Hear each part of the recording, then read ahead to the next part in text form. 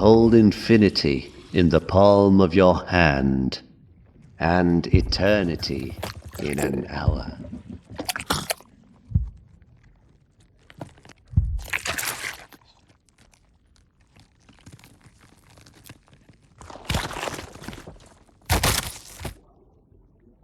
Necrophosis is a narrative-driven descent into a cursed civilization that was left rotting for billions of years.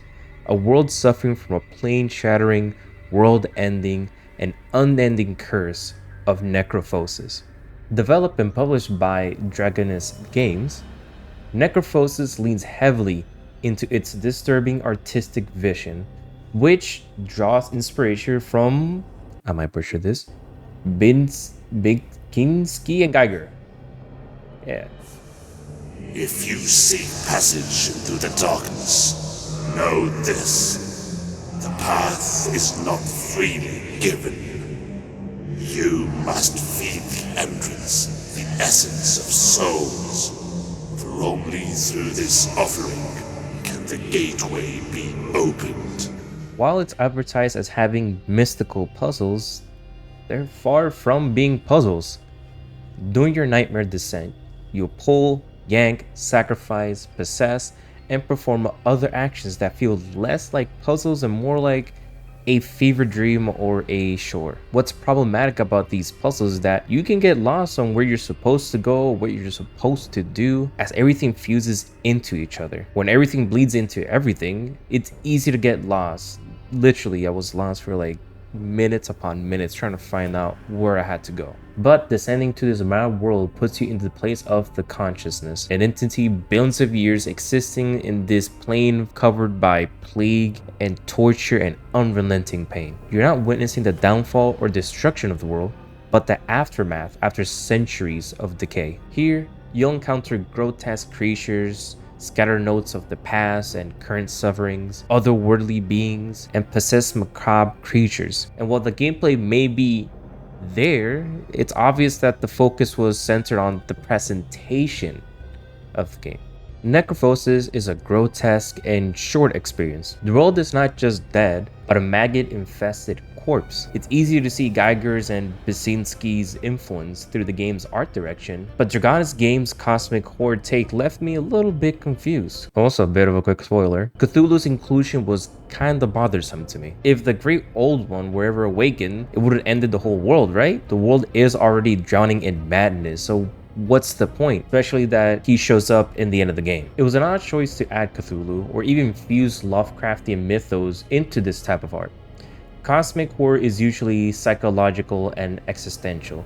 It's about succumbing to madness from discovering aliens, spooky cults, and so forth. It's the descent into madness. The art here is visceral, grotesque, and extremely gory, and I do not think it makes a good mix. It feels like it's a thematic mismatch, as cosmic horror thrives from the horrors of the unknown and that descent into madness and its discovery, and this game shines through its horrific and grotesque visuals.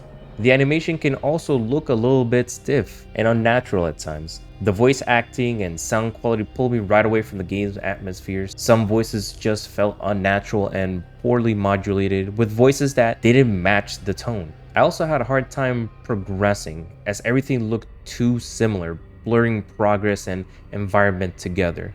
In one section, I didn't realize I needed to crawl up a pillar because it blended with everything else in the level.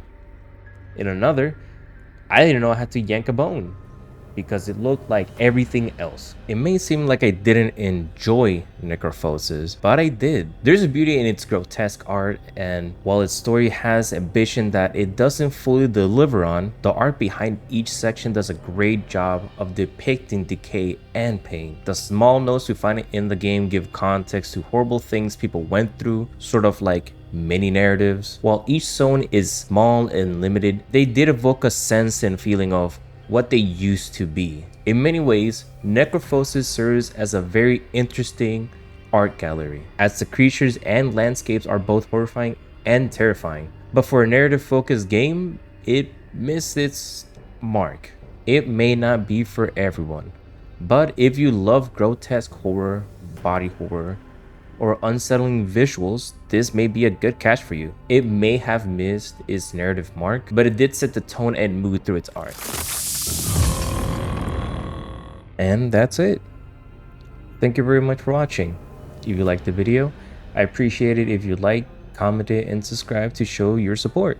Also, try checking out other videos that I think I put some good work and effort into them.